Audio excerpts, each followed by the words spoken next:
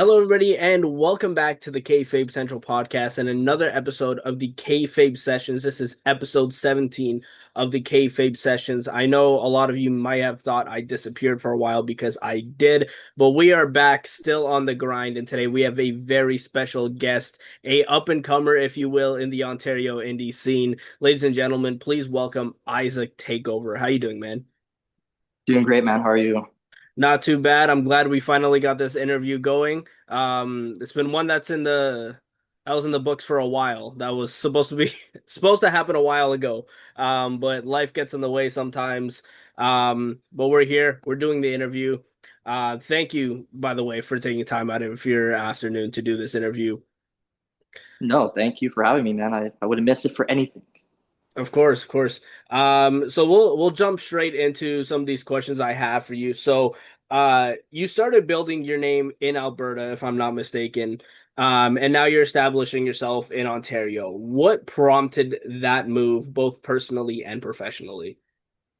So it was more of a personal decision. I lived out in Alberta for about 3.5 years, and my dad, he got diagnosed with like 2 years left to live. So I just decided, like as much as I do love Alberta, like my dad isn't going to be around for forever. You know what I mean? So I just decided I was like, you know what? I did my thing over there. I might as well move back, be with my dad, and then try and get into the Ontario scene. Yeah, first off, I am sorry to hear about your dad. That is an awful thing to go through. Um, what has been the biggest difference for you between wrestling in Alberta and wrestling in Ontario? Lots of more promotions. Yeah, in Alberta, there's only a handful, and here in Ontario, there's a shit ton, man. There's a lot. So a lot of work to do and a lot of work to go around, and plus traveling as well. It's traveling to like Toronto and up in North Bay and stuff like that. It's a good market to be in. Did you feel like you had to introduce yourself all over again when you arrived in Ontario, despite having experience out west? A little bit, yeah. I know a couple people in Ontario, but not too much. So it's kind of just reintroduce myself. Yeah, I just had to go and basically, pitch who I was. And I mean, do they really care about Alberta? Not really. They just care if you're a good worker and all that and a good person. So, Was there a moment after coming to Ontario when you felt, okay, people here are starting to understand who Isaac Takeover is? yeah, I would say when I got one of my first bookings with um, Ontario Elite Wrestling out in North Bay. Those guys gave me a chance, and Frantic Pro Wrestling. Honestly, they've given me so many blessings to come and work for them. So if it wasn't for them, I don't know where I would be at this point in time. We'll definitely talk about Frantic Pro Wrestling later because that's where I first met you and set up this interview. But do you view this Ontario chapter as a fresh start or as the next stage of the same journey you started in Alberta? I would say it's the next chapter in my wrestling career, man. I've already been all over the country, except Ontario, and I literally lived here for basically all my life until I moved to Alberta. So it probably a next step in my chapter with a bunch of fresh new faces that I've never met. So it's definitely good. Let's talk about Isaac Takeover, the character. Where did the name Isaac Takeover come from? Okay, so that's kind of funny. So back during like Corona times, I like got on TikTok and I was like doing these like really bad dances. I'm a terrible dancer, and all my friends told me to get on TikTok. So I got on TikTok and I was like thinking of a name. I'm like, I want to keep my first name, but I don't want to do my real last name. So went back and forth, and I was like, oh, Takeover. Isaac Takeover, yeah, that sounds pretty nice. So then I got it from I used it on my TikTok, and then when my coaches were like, well, what's your wrestling name? I was like, I didn't think that far. I was like, okay, let's just do Isaac Takeover. And I don't know. I like it because like it's like taking over the world, taking over every promotion I go to. You know what I'm saying? So it's a nice little like ring to it. I think it fits perfectly well, like with the Isaac Takeover character. It goes hand in hand. Your branding calls you the Dangerous Ginger. Was that something you created yourself, or did somebody else give you that nickname? That was like one of my old friends, like years ago. He when I first started wrestling, he called me the Dangerous Ginger. So then I was like, you know what? I'll just put that in my little bio, and Fair enough. How much of Isaac Takeover is an extension of your real personality, and how much is a character you switch on when the camera starts rolling? I would say it's my personality times 10. So, I mean, we've talked about the show, but once I'm in character, then I just turn it up like 10 notches, man. Like whether I'm a heel or I'm a baby face, which usually baby face, so I can just take my personality and just like make it like just bring it up and make it more of myself. What do you think people misunderstand about you when they first see you wrestle? Um, Maybe I'm just like a small, tiny guy that can't really do much, like how many Rey Mysterios are there? You know what I mean? There's not too many small guys in wrestling, and when people see my size, they're like, "Oh, this guy is just tiny," And once I get in the ring and I show what I can do, then people like give me my respect. Your character carries a lot of confidence. Was learning to project that confidence one of the harder parts of becoming a wrestler? Honestly, I would say it's one of the easier parts for me, man. Like I've always been competing since I was like 13 in kickboxing. I've always been like performing for people. So really the confidence of just performing, it just came natural. I'm glad you brought that up because that led me into the next set of questions that I had for you. Because before professional wrestling, you had a background in striking and combat. What did that foundation give you when you eventually stepped into a wrestling ring? It gave me discipline. It made sure I stayed on the right track of what I want to do and like the goals I set. Because in kickboxing, I when I was 13, 14, I won nationals in Canada. So I was going through that, and it's just like makes me grounded. You know what I mean? Like, yeah, it's Were there any habits from legitimate combat sports that you had to unlearn when you started training for professional wrestling? probably the striking, not to make it you know, hit them for real. You know what I mean? Like it's a work and not a shoot, and I had to make sure I toned back my strikes.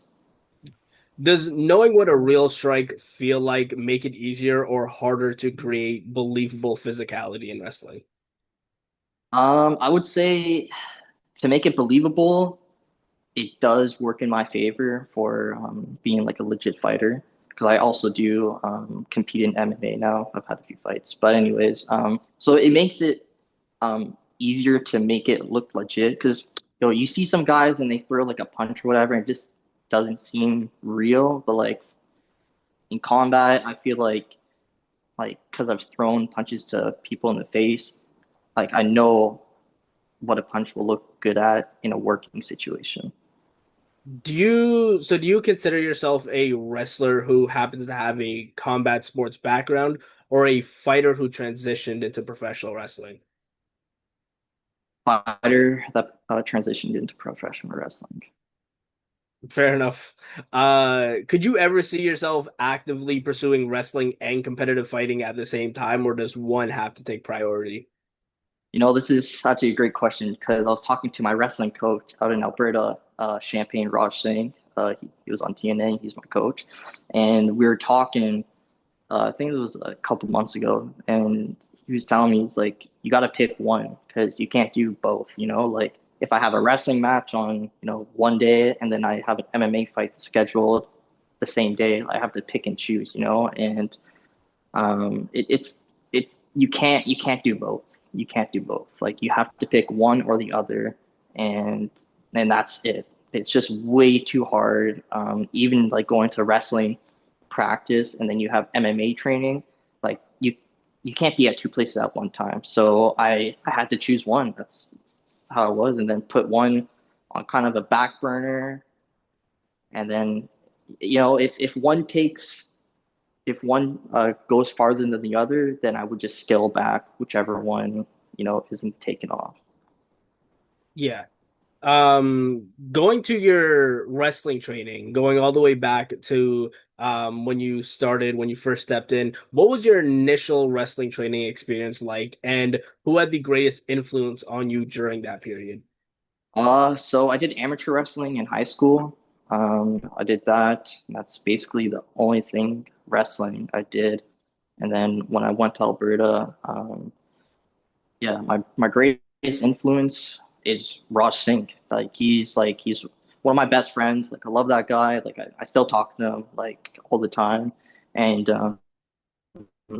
he really helped me, change my mindset, change you know, things I had to do with my body to get bigger.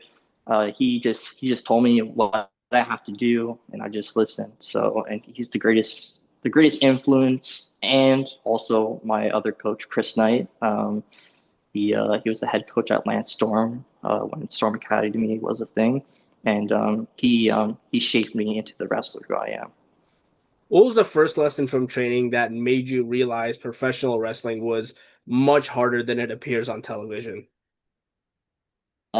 Taking the bumps. That shit hurts, man. That shit is tough.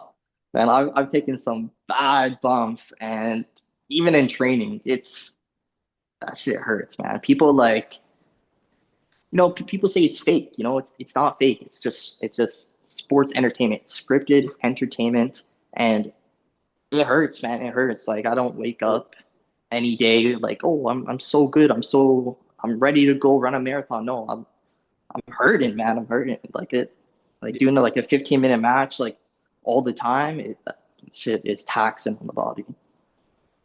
When you watch footage from your earliest matches, what stands out as the biggest difference between that version and the wrestler you are now? Definitely the pace of what I go to, and definitely the moves I choose.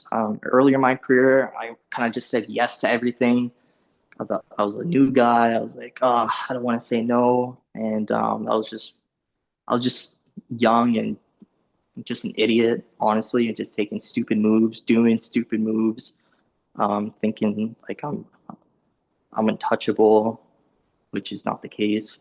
And transferring now to a couple years in business, I've definitely scaled back on the moves I choose in matches. If it's a huge marquee matches, I'll bust out some crazy moves, but if it's like a less marquee match, then I'm not going to do as crazy as the moves that I know I can do. So I've definitely taken the moves, scaled it back, make sure I'm safe and my opponent as well. And also the pace. Like I used to just go like go, go, go, go, go in the ring, but like you have to like, slow it down and then just like let the crowd like really see what you're doing. Because once you hit a move and then you just go right into the next spot, um, like they're not going to be able to process it.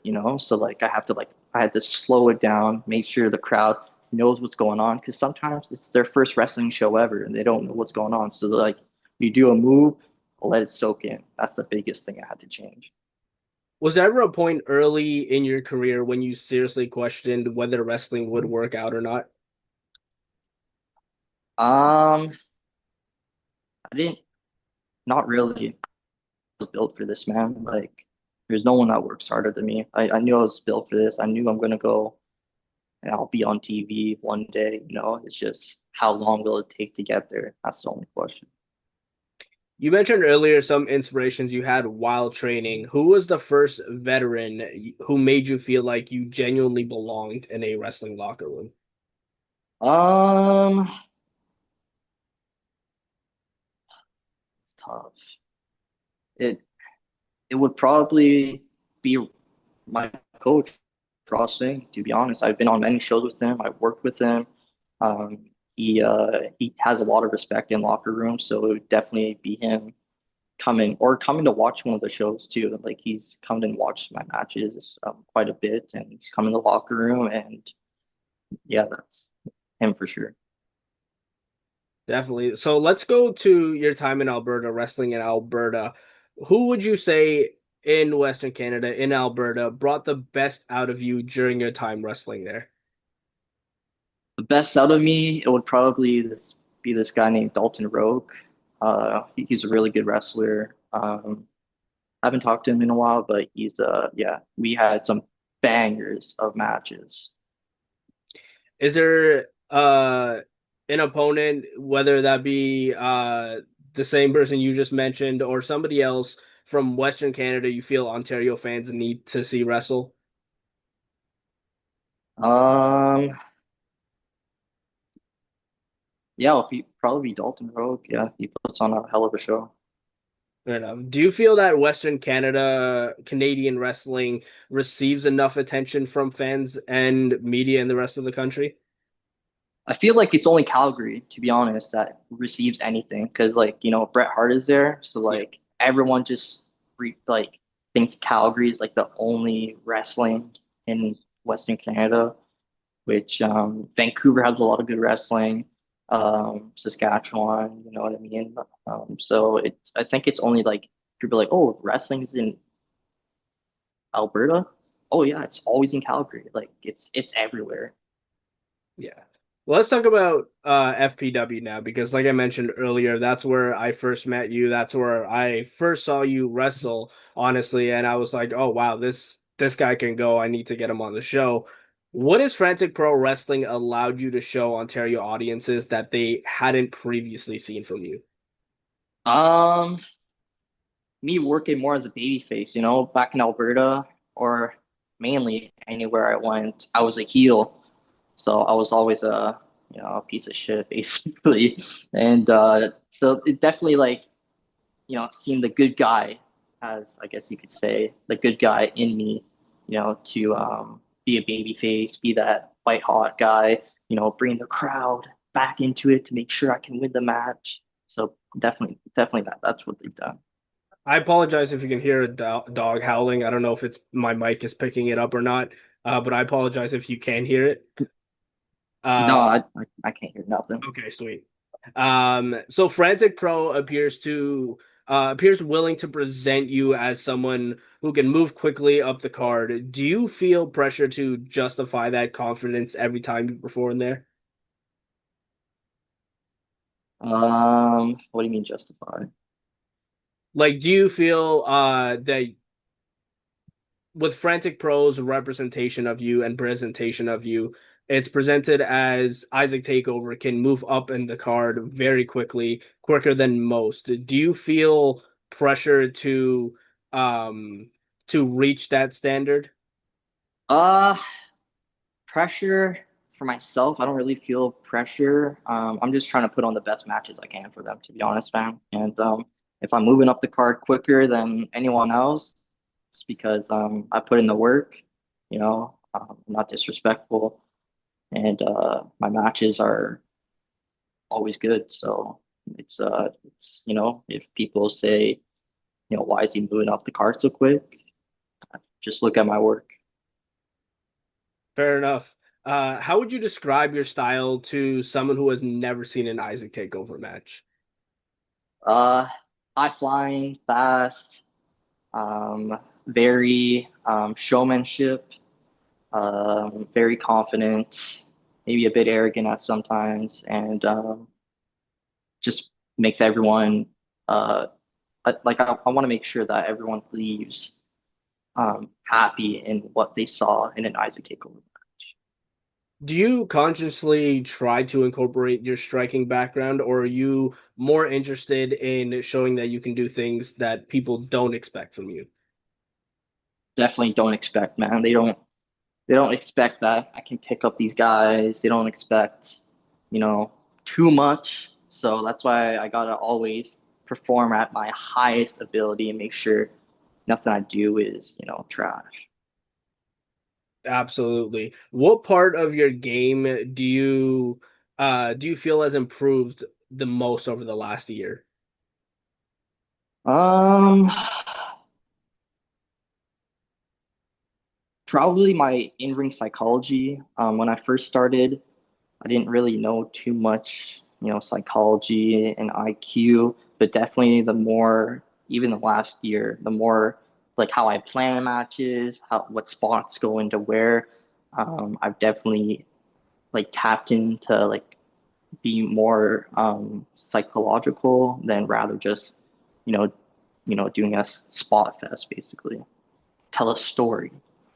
Yeah, absolutely. And I've seen some of your work at FPW, like I mentioned earlier, and I can definitely see you uh every show you get better at explaining what's going on in the ring without ever saying anything. So I give credit to you for that. On the opposite side of that, what is the next weakness in your game that you're determined to eliminate? Um, Maybe a little bit mic skills. I don't really get to speak a lot in wrestling, so when I do, it's kind of a foreign object. And in wrestling, you can't really just say whatever you want. It's not like, how the UFC, they just say whatever they want and there's no penalty. Like, wrestling, there's a script and you have to follow it. So definitely I want to improve on my mic skills. Are you more interested in having a the most spectacular match or on the card or telling the most memorable story on the card? Definitely the most memorable story. That's what these people are going to remember. And then when they come back, they're going to be like, yo, that guy, told such a great story in the ring. Like, I want to come back and see him again. Do you do you believe or think independent wrestling sometimes puts too much emphasis on moves and not enough on making audiences emotionally invested? Yes, yes. Honestly, most indie shows I've ever seen, it's literally just like move, move, move, move. And then once, the match is done, they remember the finishing move and then they don't remember anything else. You know what I mean? So like people got to get better at storytelling and like it's just business at the end of the day, it's just like you want people to come back, and if there's a story and there's a rivalry and people are like emotionally invested, like Roman Reigns and Seth Rollins, people are invested in that. So like you got to make sure you got to get people invested in yourself and the match and the storyline that you're trying to give them. We briefly brought this up earlier about the amount of promotions in Ontario. Ontario has a crowded independent scene.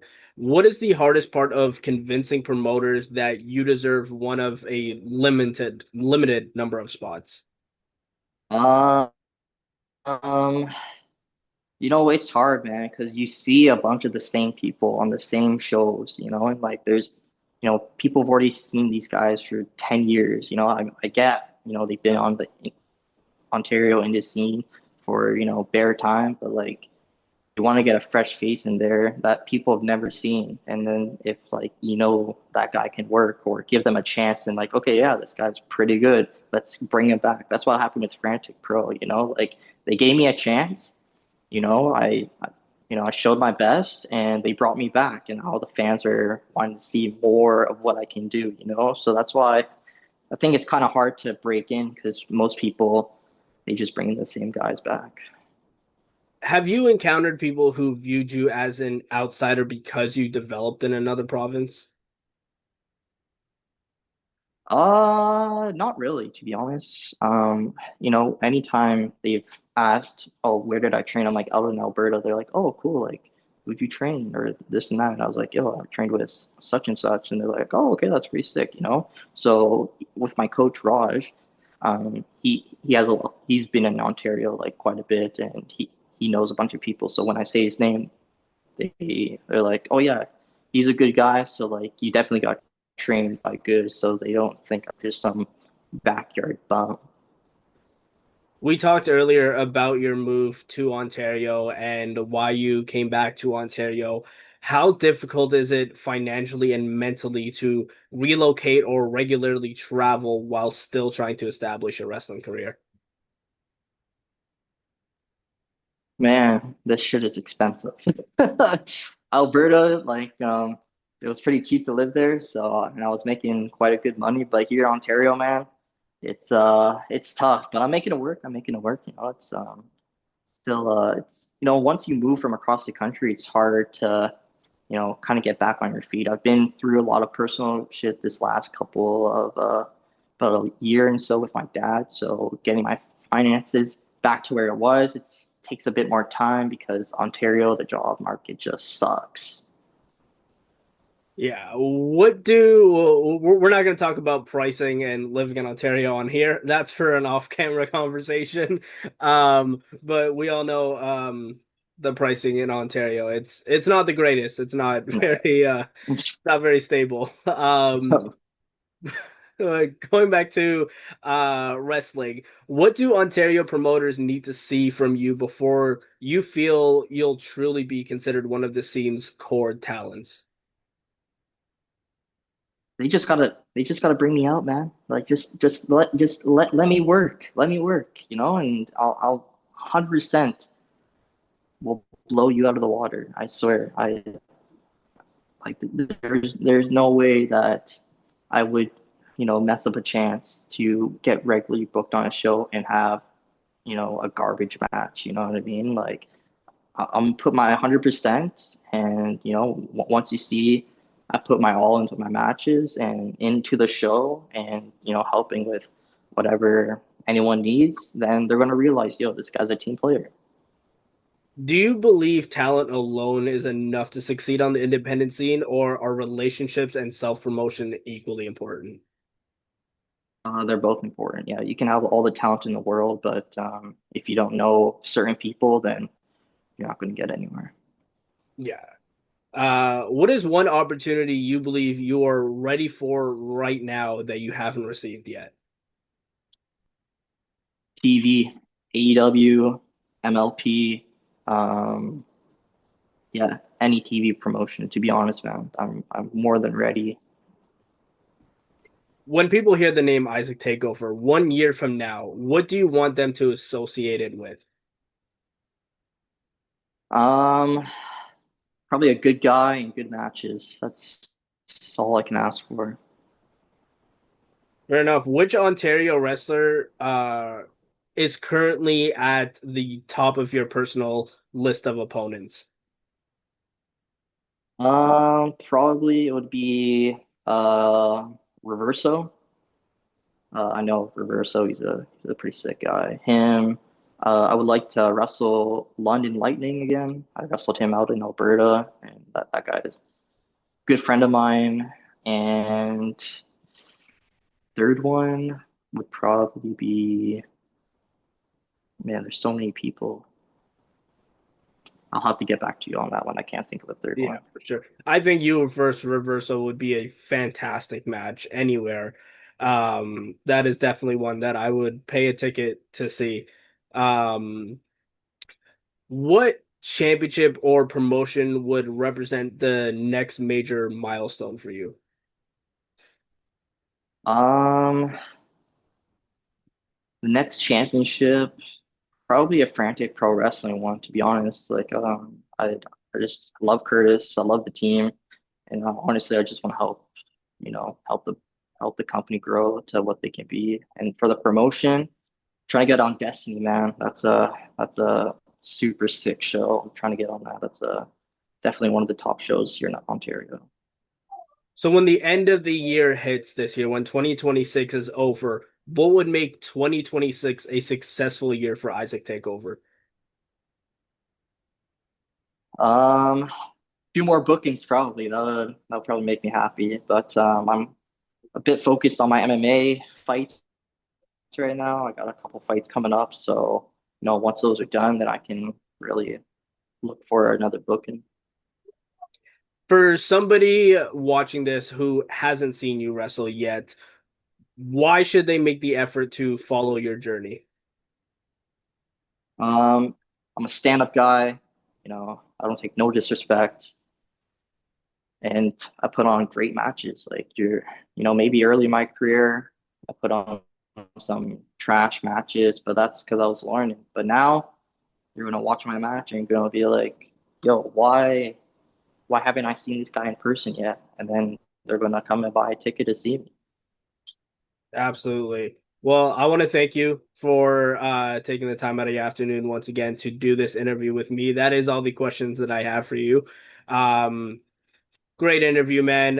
You're a great guy, great wrestler. And I wish you all the best, man. Did you want to shout out your social medias? Yeah, well, I just want to say thank you for having. I've been waiting a long, and glad we can do it now. My socials are Isaac Takeover, basically everywhere. MMA, Instagram is the_MC_Isaac. You can follow my journey there.